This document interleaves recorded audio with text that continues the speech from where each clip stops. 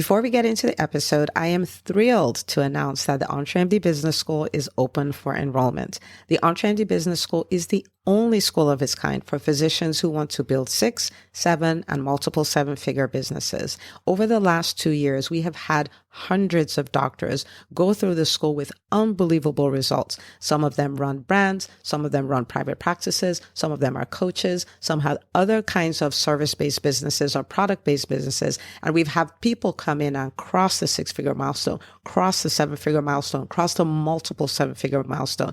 You will be in a place where you'll get the coaching, the community, the accountability that you need to thrive as an entrepreneur, especially in the times that we're in.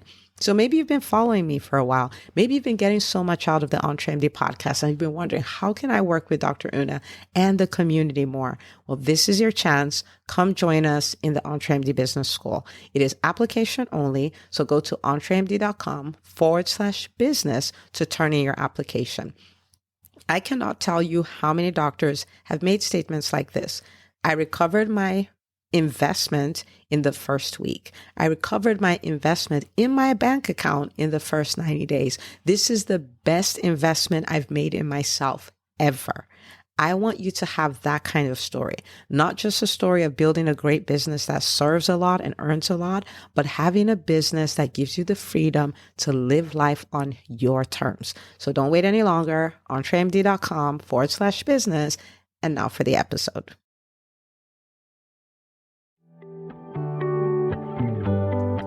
Hi, docs. Welcome to the EntreMD podcast, where it is all about helping amazing physicians just like you embrace entrepreneurship so you can have the freedom to live life and practice medicine on your terms. I'm your host, Dr. Una. Welcome back to another amazing episode of the EntreMD podcast. And I am so excited today. I think this is my favorite episode so far because I have the privilege of introducing someone who I can now call my friend, Chip Hart. And this is going to be absolutely amazing. So Chip Hart, I've followed for years. He is the director of Pediatric Solutions at PCC, which if you're a pediatrician and you run a practice, this is the EHR you should be looking at. His physician's computer company. And he's the director there. And I'm going to let him tell you all about him. But what I do want to say is that when it comes to running a business, running your practice, he is a literal genius. And I can say this, that it's not just about the financial part of stuff, it's the clinical part of stuff. So you're providing great care to your kids and your practice is thriving. So it's almost like he has two patients, you, the business owner, and your patients. But he's really great. And we're going to be talking all things the business of private practice. And if you own a practice or you want to own a practice, or you think you may think about owning a practice, you need to be listening to this. So Chip, I am so happy that you are on here. Thank you so much for coming on the show. Well, the pleasure is distinctly mine. I told you just before we started rolling, I've been looking forward to this all week because you sent me some prep questions to outline what we're talking about. And there are things that, as you know, I get all excited to talk about. Yep. I'm grateful for that introduction, too. I think it was a little strong, though I wouldn't mind if you went through it again. Maybe I'll cut that part out and send it to my wife. So I can say, see, I'll send you the audio. Yeah, that'd be perfect. As a background, you hit the big points. I mean, I've been doing this for 30 years. My focus is really pediatricians, but pediatricians really are part of that primary care spread of people, and that's what I feel confident talking about. I do a huge amount of practice management consulting. That's what I focus on. I help people open their practices. I help people make their practices more healthy and stronger. I help them.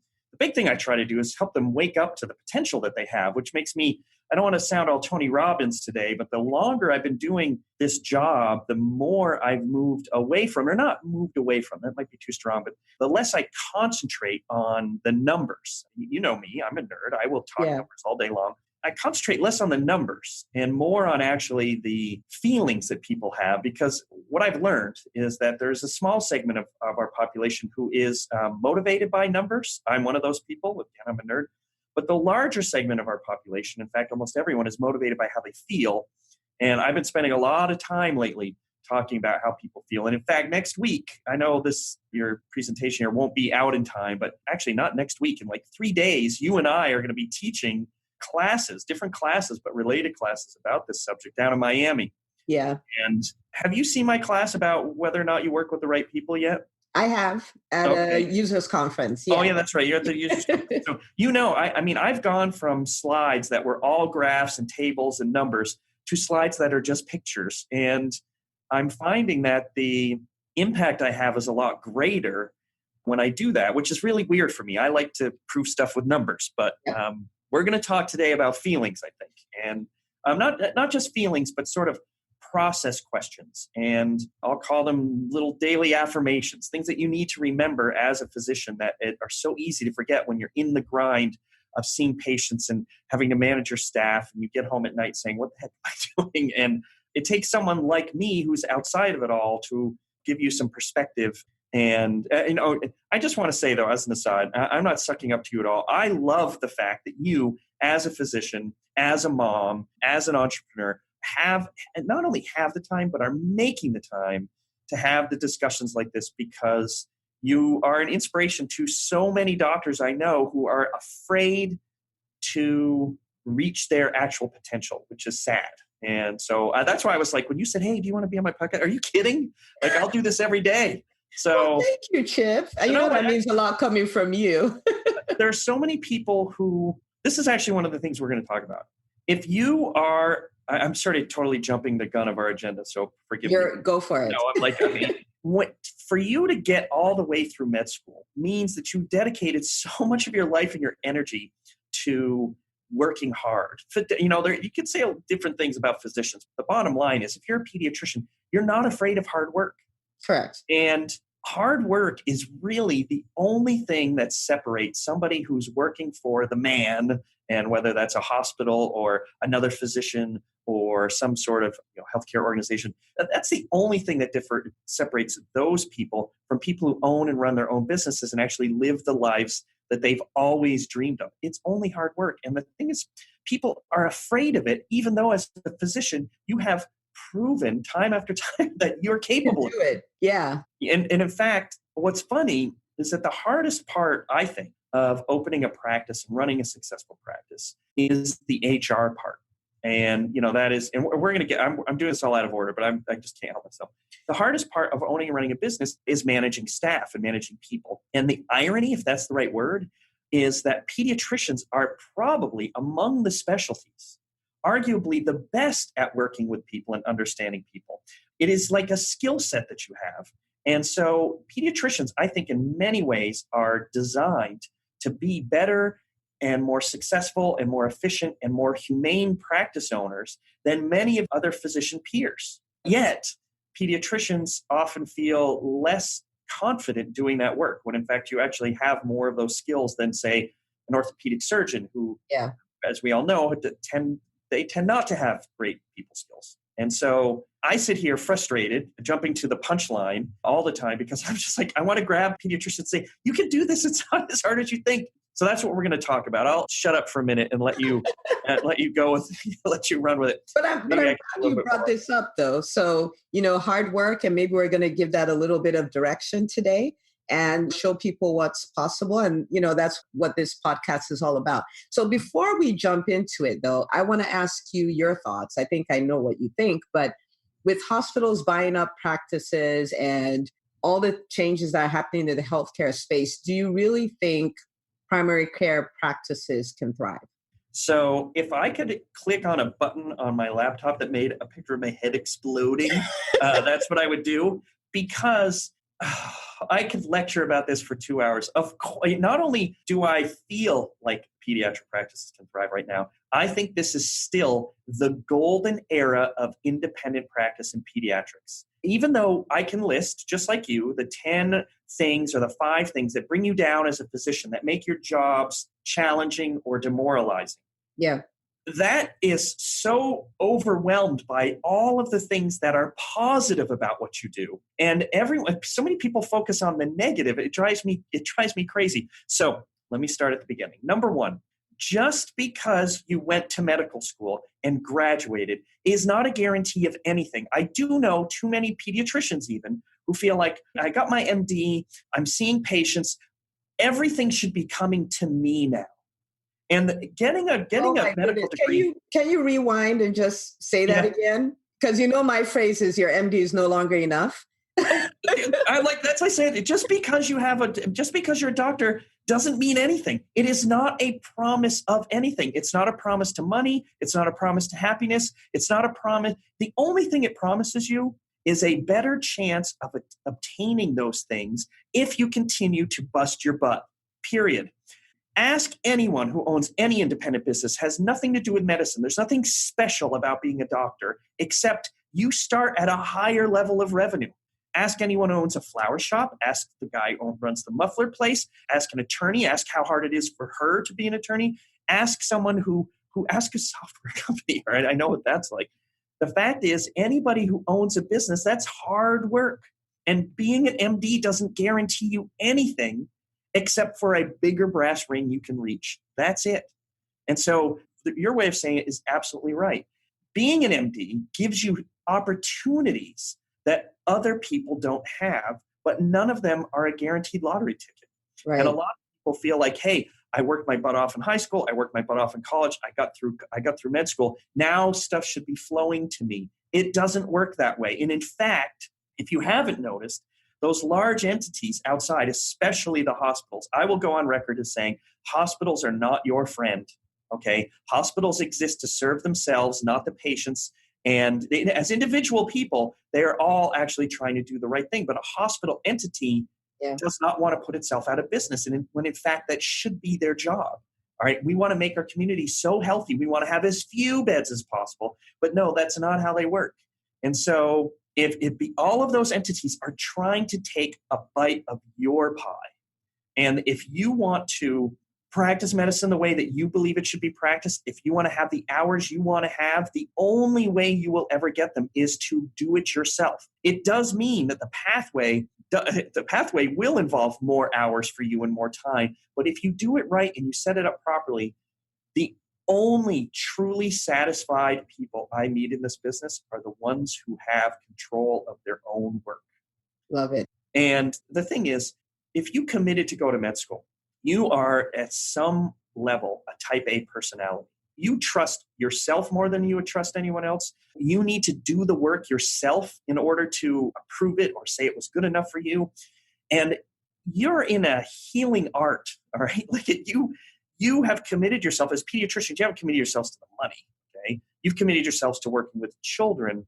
And the only way that you are going to actually truly feel intrinsically rewarded is if you do it the way that you're moved by. Yeah. And everybody else is going to try to get you to do it a different way. I'm being a little scattered. I apologize because you asked me a question that hits me all the way in. So right now I'm coming up with some language or a presentation about this. So I'm practicing it out loud for the first time right here. It's really clear that one of the problems in medicine, in my mind, is a misunderstanding of the intrinsic and extrinsic rewards of not only being a patient, but of being a physician. So a lot of physicians, a lot of the language, especially when we talk about value-based medicine and so forth, this big wave that's coming, everyone's focusing on the extrinsic rewards of being a physician. Do I get paid enough? What are my hours? And so forth. And those are important. You do need to get paid enough in order to keep your business open, in order to see your patients. That's unequivocally true. But the burnout that so many of my customers feel is related to the lack of intrinsic reward. They don't actually feel good doing the work. When you go to work, you get up in the morning, you drive into work, and you see 25 kids, and you go home and you're like, I'm not sure I made a difference in any of their lives. Someone else was telling me how to see them. I'm not allowed to refer them to the right people, or I can't give them the prescriptions that they want. I have to write this awful chart note that, and I have to write it this way if I don't want to get sued by the insurance companies. And I have to write it that way if I want to get paid by the government. I'm not actually connecting with my patients. And the only place that you can move any of those needles and feel good again about this amazing job that you have is if you are in charge of as much of it as possible. And I'm not aware of a way around it. It's totally contradictory to the way that human nature works to take these incredibly high-functioning people and then say, okay, now you have to totally color inside the lines. Yeah. It doesn't work. Yeah. So I'm going to ask you, and I would love it if you do have some, is anything I'm saying wrong? Like, am I, when I say this stuff, I just start spouting it based on my experiences, but I'm sitting in front of a pediatrician right now. Are you seeing anything different in this business? Well, no, I don't think anything you're saying is wrong. I like that you describe it that way. I've always described it as purpose, but it's the same concept. Purpose, intrinsic. So on one side you get paid, but on the other side you're practicing medicine on your own terms, the way you wanted to do it, right? So for some people, it's I want to have hour-long appointments and I want to do a direct primary care type model. Which is fine. For some other people, they're like, I'm really concerned about this whole obesity thing, and I want to chuck all this other stuff, and I want to focus on this, which, insurance-wise, that's not quite going to work, right? And then, for someone like me, I have a lot of extra passions, and I have 4 children, and it took me years of blood, sweat, and tears to start a practice and all that. And I was like, you know what? I really want to be there to serve my patients twice a week.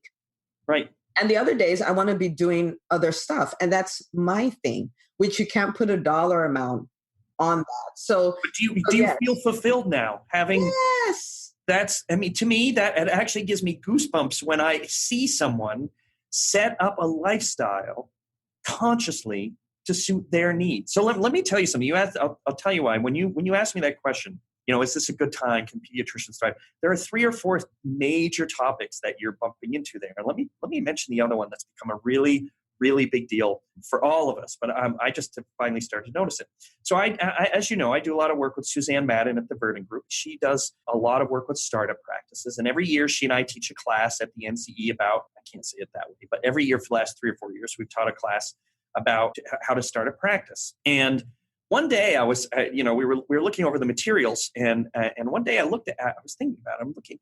Was going through the list of the startup practices PCC has worked with, and I had a hunch, and so I called Suzanne. I said, "Hey, can you count through?" She's done like 80 startups, almost all pediatric, I think. Nice. In the last couple of years. Okay, that's a lot. Yeah. And she and I already agreed. Like, look, we're seeing more startup work now than we ever have. All right, I like PCC. I'm not joking. We are turning away practices. If you signed with us today, this is awful. I probably shouldn't announce this, but if you signed a contract with us today, you're not going online for 8 months. That's how backed up we are. And it's mostly startups. But then I noticed something else. I said, Suzanne, how many of your startups are owned by women? And she knew right away, 92%. And I looked at ours and it was 88%. Wow. Are you serious? Oh yeah, I'm totally serious. And then I said, Suzanne, how many of your startups are owned by people of color? Define that broadly, okay? And she said, oh, a huge number. And so I looked into this. I actually have an entry in my podcast. You can find it, and I'll send you the link. So when you put this out on YouTube, you can put the link into it. I'll put it on the show notes as well. Yeah, exactly. Thank you. I did a survey on SOAPM, and I said, if you've started a practice in the last 5 years, send me some demographics. And I have some other questions too, like, so who do you trust for your practice management insight and so forth? It was really interesting. But what we found was that 90% of the people who replied, of course, it's self-selecting. This isn't an actual study, but a survey indicated that 90% of the practices were owned by women. I think the number, and I could be wrong, it's in the number. It's like 30 to 45% of the practices also starting up are by self-defined people of color. And that clearly, 90% female, let's just call it 30% people of color, that does not represent your standard graduating medical school class. It does not. It does not. And so the first tidal wave, the women, that had, and you actually, what the story you just told about yourself, about having 4 children and having a certain set of priorities, that has become so abundantly clear to me and to us at PCC, and it has caused us to rethink everything that we're doing. The way we talk about our work, the way we're presenting the work, the way we're training. And the perfect example is the one you gave. So as a practice management consultant for 30 years, I can tell you 20 years ago, all my clients were guys. All right. And there were female pediatricians, but they were not running the show for the most part. There were a couple, but it was generally, I'm painting a broad brushstroke, but it was classic for me to talk to, frankly, 3 or 4 white guys older white guys at every practice I went to. And it meant that when someone came to me with a question about how to run the practice, the framework that I would provide an answer in was always, if you had 60 hours to work on this practice every week, how would you run it? Right? And that was not a question you want to ask me.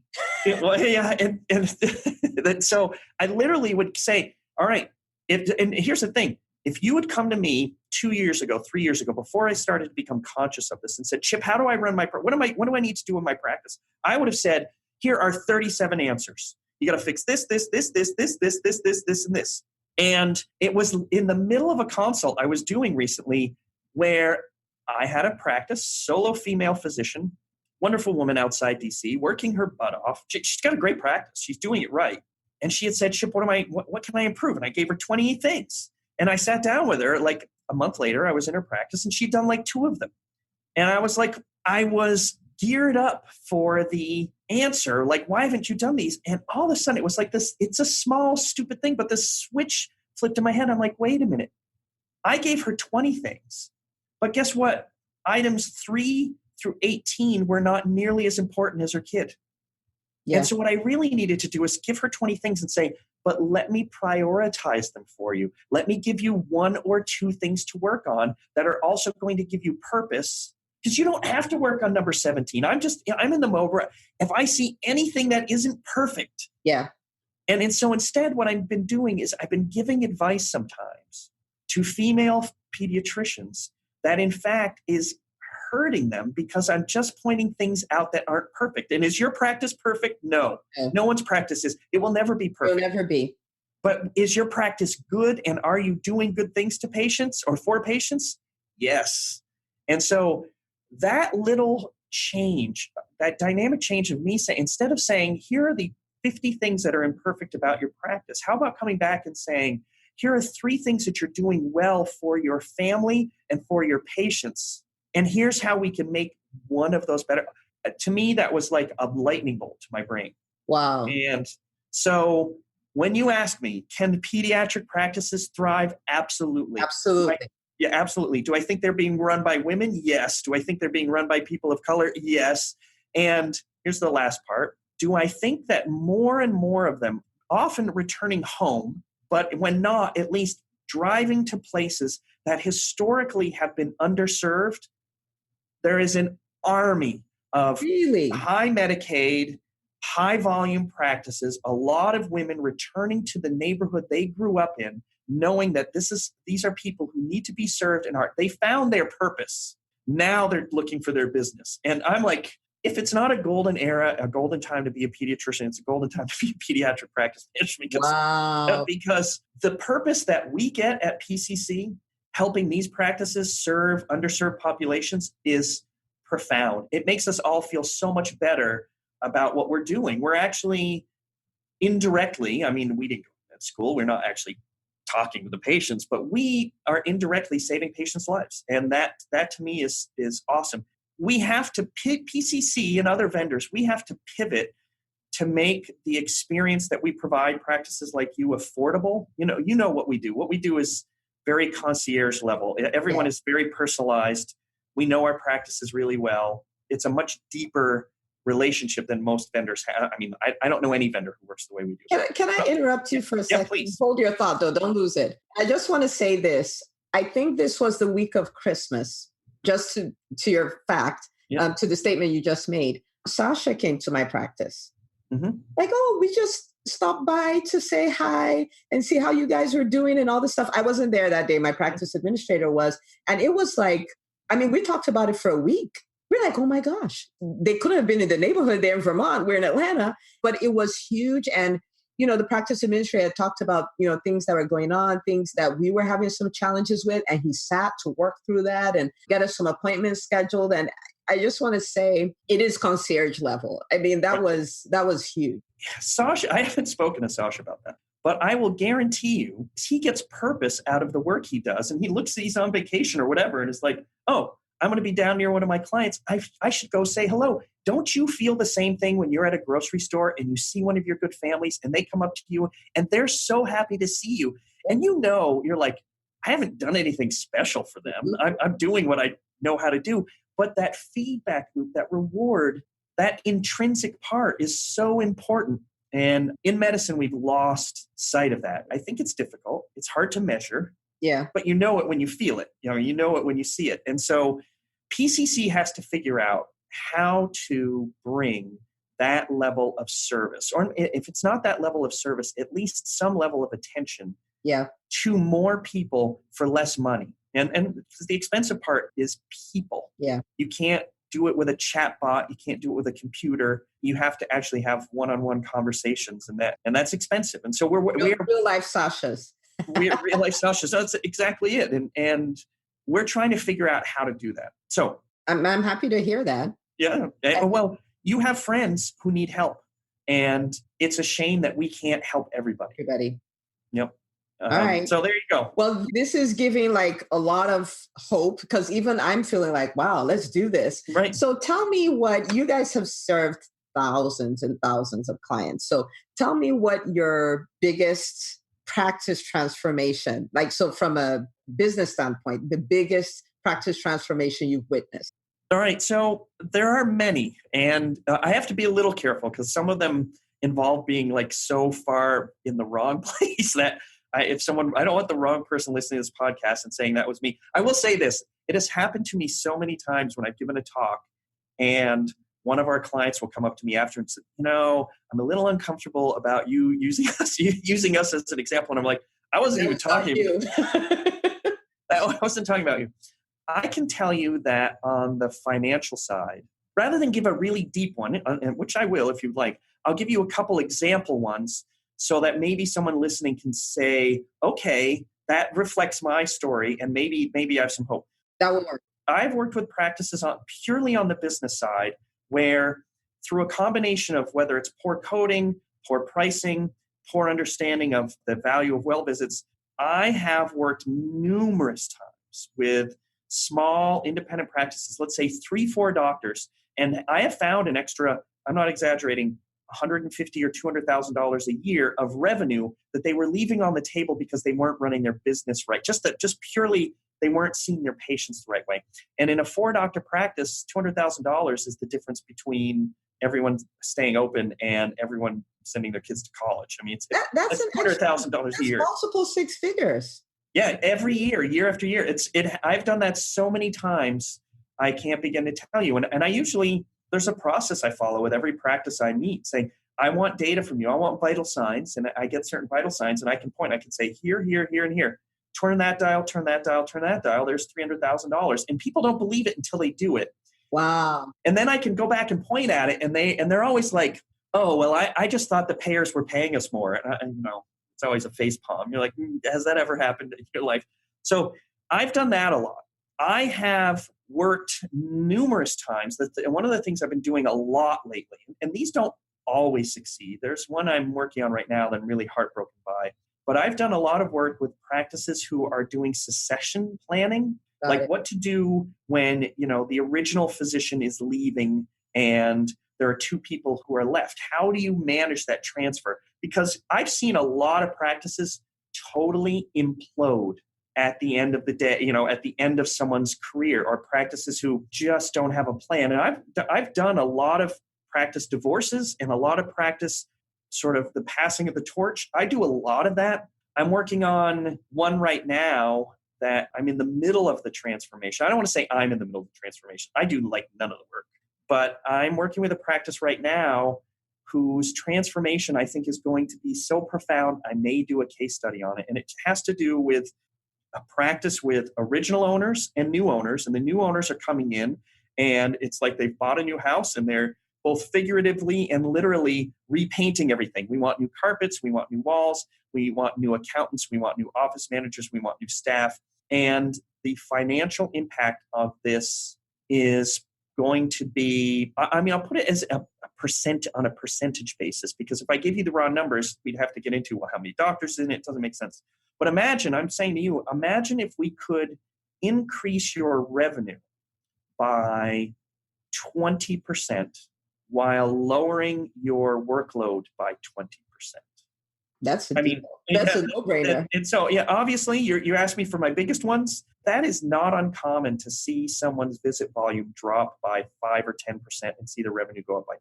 Of course, I know plenty of practices who work really well, who I can't squeeze another couple bucks out of. So for those practices, the biggest transformation that I like to focus on is helping a physician go from the position that you're kind of in, which is a small, mild control freak who has to work her butt off, who goes to bed exhausted every day, and to just get that doctor to a place where she's still working her butt off, but isn't crying at the end of every week because everything is on her shoulders. If I can get those practices to understand, here's how you share some of the administrative duties, here's how you can hire someone who can fill in for you in a couple of those places, those smaller transformations, those are huge though. Those are the ones that, like, and you know what? You know full well there are things that you do as a physician with families that they're almost exactly the same. Yeah. Oh, I just explained to them, here's a healthy eating website.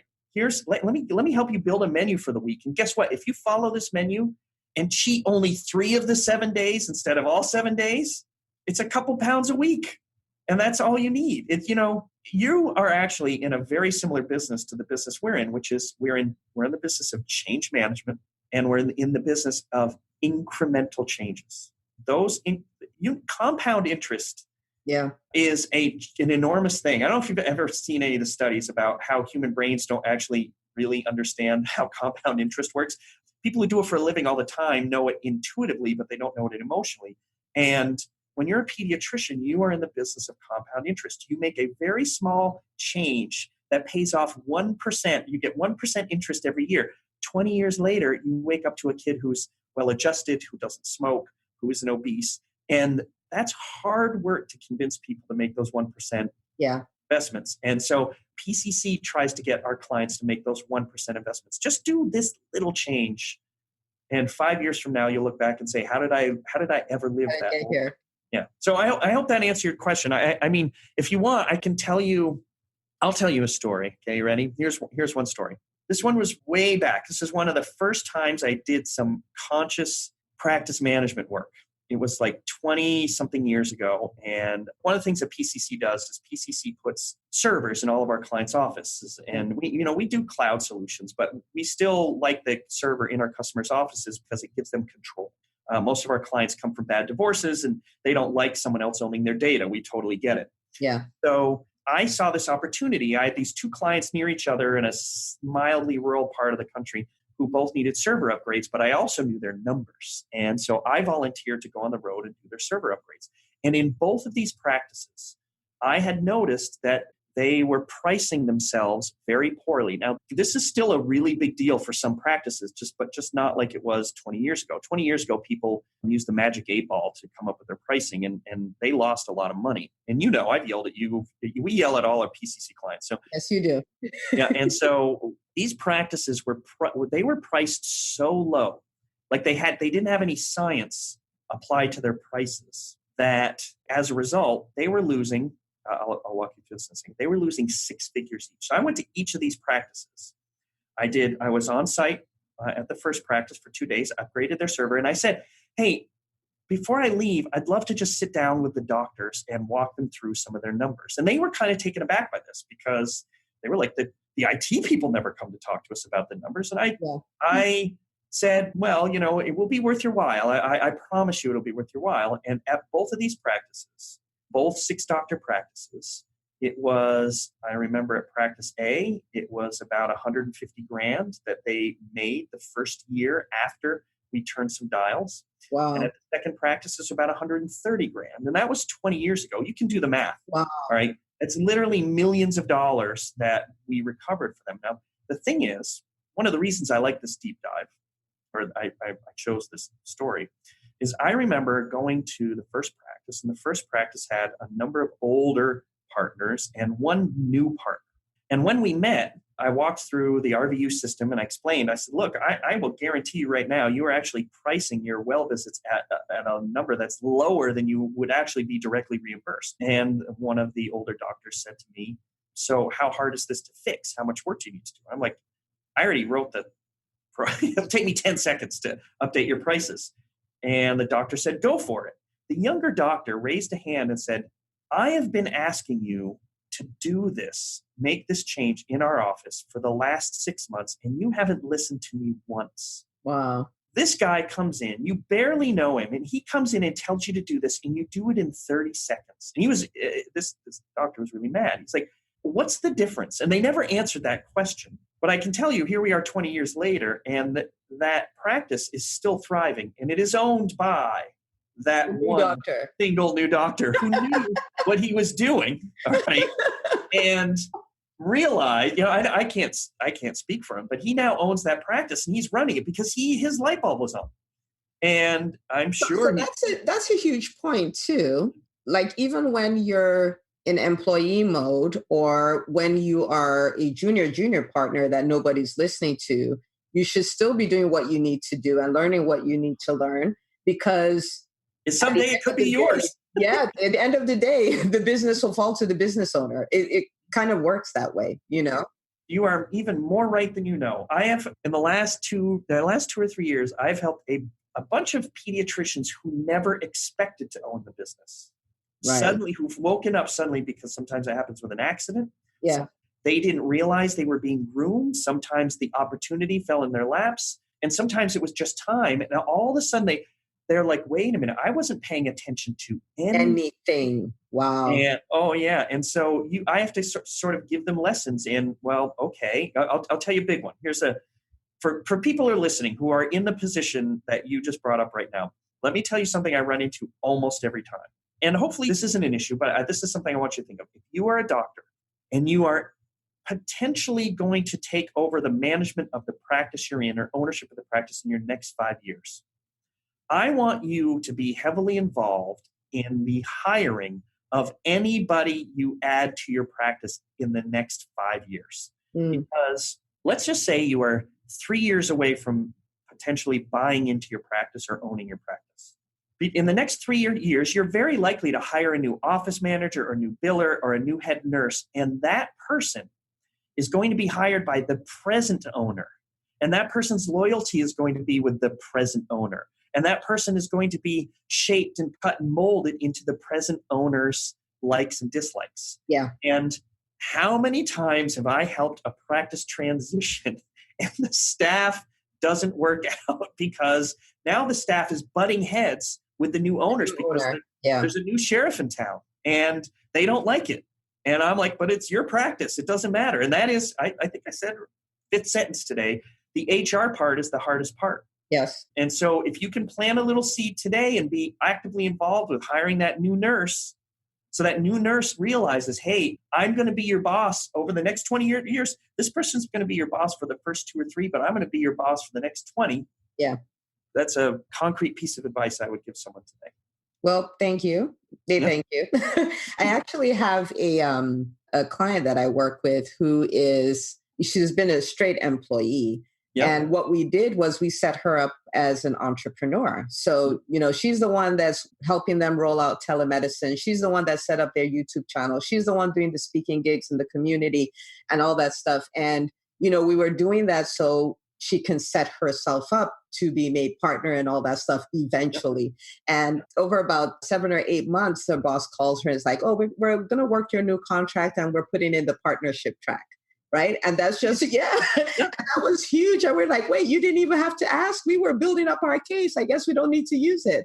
And that's, because she took on that role, even though she was straight salary. These are some of the things that we do have. And she probably, and I'm going to guess, it made her feel better about her job, even if she'd never gotten that partnership offer, for 2 reasons. Number one, she's learning new things. And most doctors love to consume. They like to be smarter.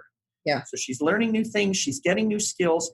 And all right, so she liked it for that. And if it turns out that partnership offer never came, she was doing her homework for her own business. There you go. So it's a win-win. There's no downside. Situation. There's no downside to it. So Let me ask you, what was your biggest practice transformation? Let me see. I think for me, it's a little intrinsic, if I can use that word. Yeah. When I first started the practice, I was an introverted introvert. terrified of marketing, terrified of going out of my practice, terrified of talking to referral sources. And I was just like, I'm a great doctor. People should just come and I'll take great care of them. And so my biggest transformation happened when I got out of my own way. I realized like, okay, stop it. Okay. You're a great clinician, which means when they come through the door, you can take great care of them. But you have to become a great business person so you can get them through the door. Yeah. So then I embraced going out to talk to people. I embraced speaking. I embraced doing Facebook Lives. I embraced all these things. It was so nerve-wracking. I remember when you used to be quiet. I mean, at least around us. Oh my gosh. But so it's interesting because I am naturally an introvert too. And so you're going to have to really convince me on that one. Oh, come on. Look at you. You're no worse than I agree, but yeah, I'm going to need some convincing. No, it's what I've learned is that when I do stuff like this or when I do the public speaking, it is a role I play, and it is not my instinct to work that way. And I'm mentioning this because I think you hit on something that other people have worked on and studied, and I would love to just steal their content. How do you address the fact a big number of your listeners are undeniably introverts like we are? Yeah. And yet I get told this all the time. Well, I can't do what you do. And I'm like, oh my gosh, if you understood how short a jump it is from what you do to what I do, I would be out of a job. And I know for myself, the way that I have been able to, it's not conquer a fear. I will at least say that I haven't had that struggle. Some people are really pathologically afraid of putting themselves out there, whether it's doing Facebook Live, whether it's speaking in public or any of those things.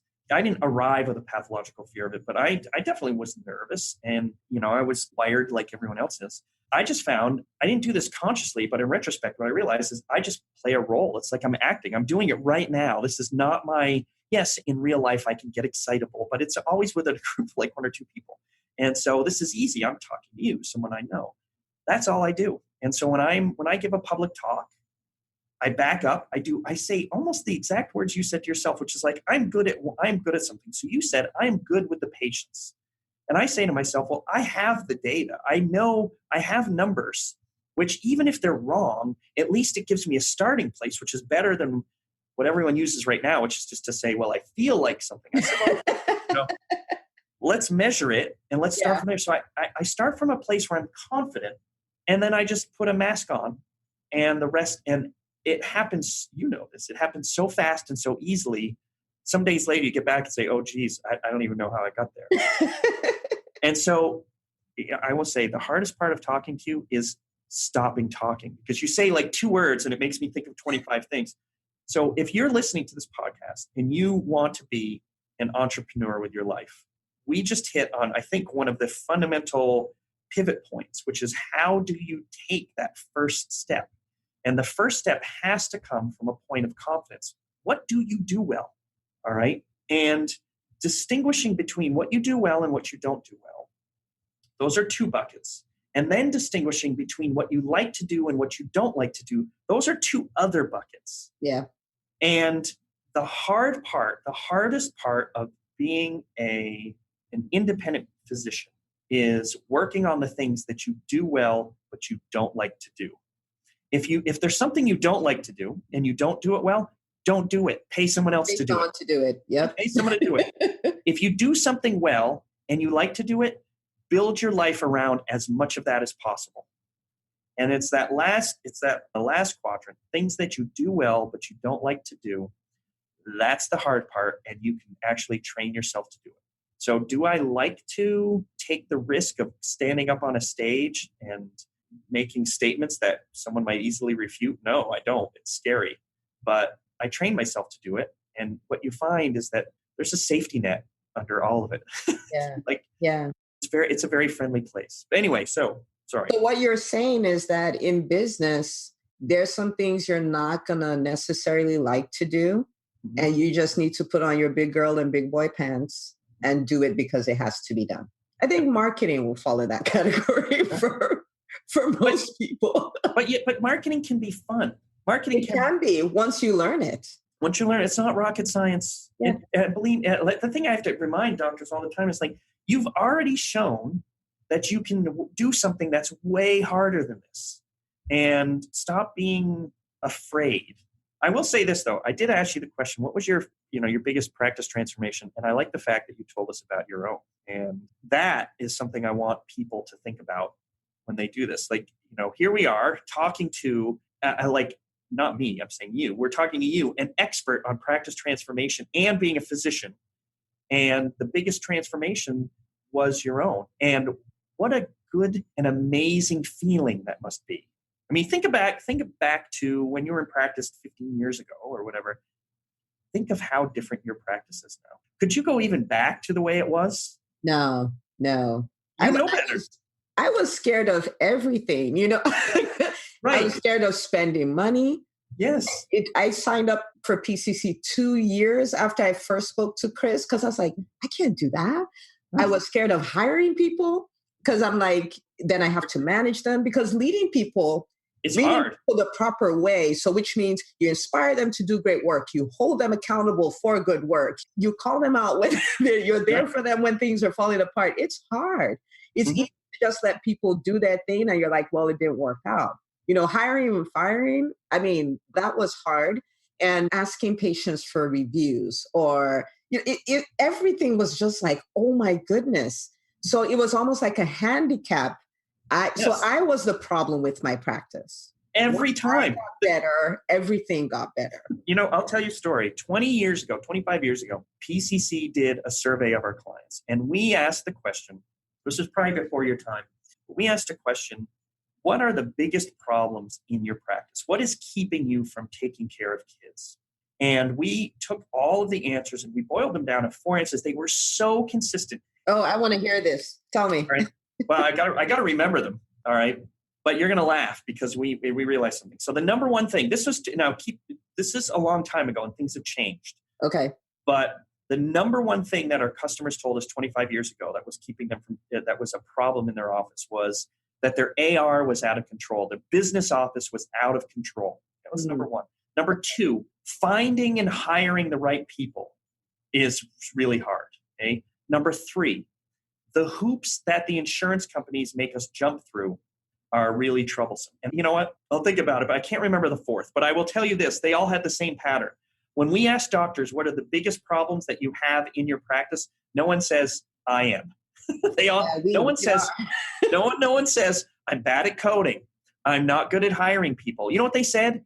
It's hard to find good people. Good people don't exist. Not I'm bad at finding them and I'm bad at leading them. No one said that. And so PCC latched right on to the one that says our AR is out of control. So I did the work. I mean, I was the one who did it. I was on that group, and we ran all these AR reports, and we did all this stuff. We used to send clients every quarter a full printed AR breakdown. Now it's on the dashboard. And you know what we learned?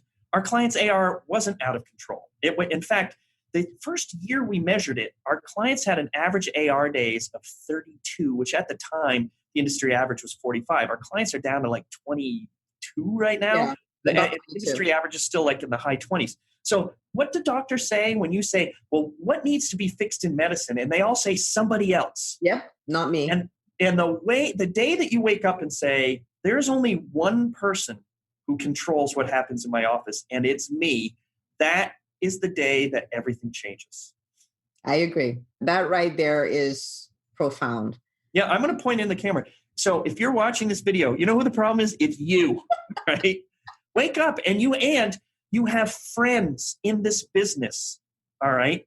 You have, PCC gives away like all of its consulting. All of our stuff is online. You've got SOPM, you've got your state chapter, you've got other practices. You have 1,000 places to go where you can get help and guidance. And frankly, you can also just write a check and solve the problem, all right? Mm-hmm. The excuses are endless, but the reasons are few. Oh, that's good. The excuses are endless, but the reasons are few. All right. I just made that up right now. So. Well, you made up good. Okay. But I think one of the biggest things anybody listening to should take away from this is your biggest project is you. Mm-hmm. And once you start working on that, everything changes. I've done a lot of bad hires, and I came to the conclusion that it's not the people. The problem is you don't know how to hire the right people. Right. And, and there are books on these things, there are courses on these things. And I went and I did those. And then I've been able to bring in really good people, since then. And even my patients are like, thank you for the kind of doctors you're hiring now. They're amazing. It's so funny. But we need to work on us. I think that's the class I'm teaching on Friday at PMI. The most important thing you can do as a business owner is hire well. And it's hard work and it takes some skill. But as a pediatrician, you actually have a lot of those skills. And I say this all the time. Good employees fix all of your problems, and bad employees create all of your problems. Anyone here who's in a business can point, or especially when they own, and say, this employee caused more trouble than they fixed. And you need to have people on your team who are culturally aligned with you and who are willing to work with you, to be on the same team. Those things are gigantic. I'll say this actually also. I mentioned at the beginning that I do, I still do all the number stuff. I still do, I just did my RVU calculator. I just did the analysis again. I can't help it. I saw that. Yeah, it's important. But all my work these days is really targeted at, or the things I've been talking about the most is your practice culture. The older I get and the more I work here at PCC, the more I realize practice culture is the single most important aspect of your leadership obligation. Establishing that culture, articulating it, making not only the people you hire understand it, but this is crucial, making your patients understand, this is who I am. This is what I offer to you. I am going to focus on this. And if you want to focus on this, come to me. If you don't want to focus on this, go to someone else.